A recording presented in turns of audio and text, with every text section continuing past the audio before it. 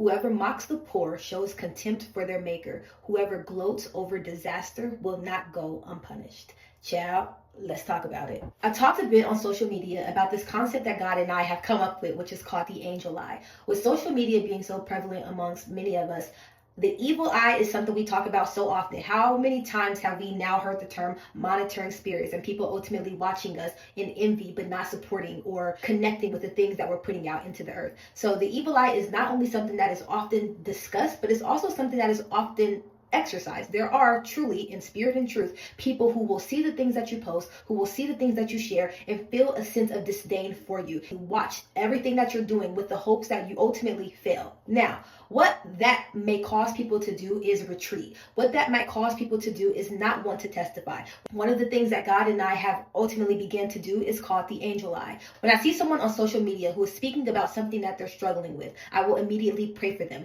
For example, if I've seen someone commenting that they are having a hard time with conceiving, I will pray that God will help that couple bring life into the earth. If I see someone who's struggling with their business, I'll pray that God will multiply the works of their hands. Whenever I see someone who appears to be struggling, or if I have a spiritual eye to see that there may be something that God is calling me to pray for, I will pray over those people. So while there are those who may have the evil eye and who are preying on others, I will be the vessel that God uses to pray for others. And so what that brought to mind with regards to Proverbs 17 verse 5 is that I think sometimes with social media, we will see the poor and we'll just scroll past. We'll see people who are struggling and we'll scroll past. We'll see disasters taking place on earth and we'll act as though it is what it is. We won't actually use the tools that God has given us, which is that of prayer. And I can say I have been guilty of knowing that God's hand may be on something and thus not feeling the need to pray for those who are involved, when in reality, regardless of if it's a natural disaster or something that God himself has caused, we as believers have an obligation to pray for God's children.